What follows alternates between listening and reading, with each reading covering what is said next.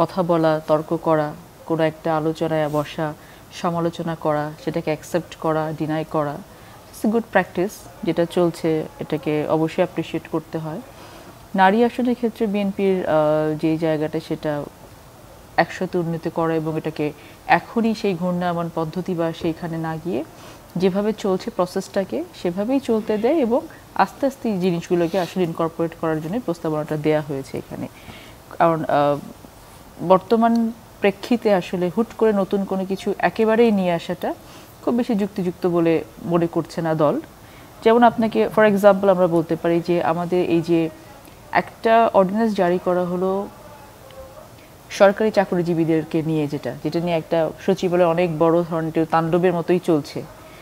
আজকে কিন্তু আপনি দেখবেন যে আমাদের আইন উপদেষ্টা বলেছে যে এখানে আমাদেরকে রিভিজিট করতে হবে। আমরা একটি কমিটি গঠন করে কিছু কিছু এখানে প্রভিশনস এসছে যেগুলো আসলে পরবর্তীতে আবার ফ্যাসিজম ক্রিয়েট করতে পারে অথবা বিতর্কের জন্ম দিতে পারে অথবা এমন কিছু করতে পারে যেটা হচ্ছে ন্যাচারাল জাস্টিসের এগেনস্টে যাবে। সো এটাকে কিন্তু আবার রিভিজিট করছে। সো আমরা এমন কোনো কিছু চাই না যেটাকে আপনার পুনরায় রিভিজিট করতে হয়।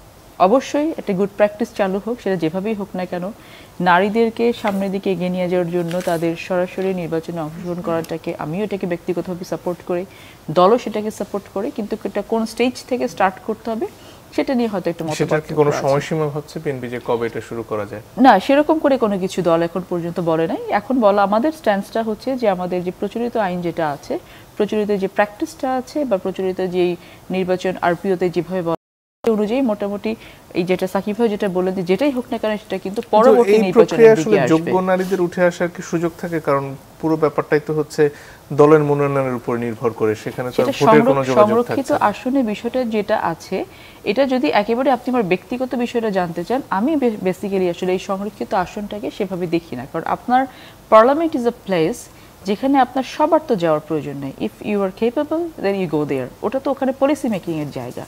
সো এই জায়গাটাতে ব্যক্তিগতভাবে আমি জিনিসটাকে সেটা মনে করি যে হ্যাঁ, শুধুমাত্র কেপেবলদের ওটা যদি আমার স্তুতি বাক্য করার জায়গা হয়, গান গাওয়ার জায়গা হয়, নাচের জায়গা হয়, এটা আসলে আলটিমেট পারপাসটাকে সার্ভ করে না। সো সেই জায়গাটাতে আমার ব্যক্তিগত মতামত যে কেপেবল মানুষ উঠে আসবে। কিন্তু আপনার অন্য দিক থেকেও যেটা দেখতে হবে যে বাংলাদেশের প্রেক্ষাপটটা কি, নারীদেরকে সামনে এগিয়ে যাওয়ার জন্য তাদের নিচে কিছু সিঁড়ির দরকার হয়। সেটাই হয়তো দেশের প্রেক্ষিতে রাজনৈতিক দলগুলো এবং বিগত সরকারগুলো সেটা মনে করে হয়তো ওই প্রভিশনটা রেখেছে, বাট এটা পরিবর্তন হওয়া জরুরি বলে আমি মনে করি। বাকি যে বিষয়গুলো নিয়ে কথা হচ্ছে, যেমন আর্টিকেল 17 যে বিষয়টা হয়েছে, এখানে সবার সাথেই মোটামুটি একমত। শুধুমাত্র এখানে জাতীয় নিরাপত্তার ইস্যুটাকে আনা হয়েছে। আলোচনা হতে পারে যে কোন স্পেসিফিক বিষয় হবে নাকি সামগ্রিকভাবে হবে।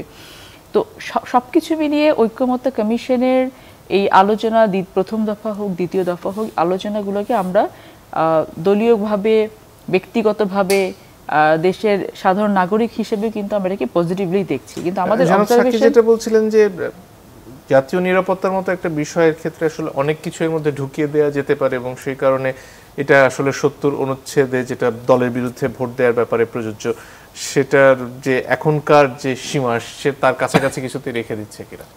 না, সেরকম না। এটা নিয়ে বলেছি তো, আলোচনা হতেই পারে যে আমরা কোন কোন স্পেসিফিক বিষয়গুলোতে যাব। কারণ আর্টিকেল 70 নিয়ে তো এই আলোচনাগুলো কখনো হয় নাই, এখন যেগুলো হচ্ছে। সো এই জায়গাটা থেকে আমরা বেরিয়ে যদি যেটা সাকিব ভাই বললেন যে 3টা বা 4টা জায়গাটাকেও যদি আমরা অ্যাড্রেস করতে পারি, তাও কিন্তু অনেকখানি ডেমোক্রেসির আমাদের চর্চাটা হবে দলের ভেতরে। অভ্যন্তরীণ যে গণতন্ত্রের যে চর্চাটা, সেটাকে কিন্তু অনেক বেশি আপহোল্ড করা যাবে।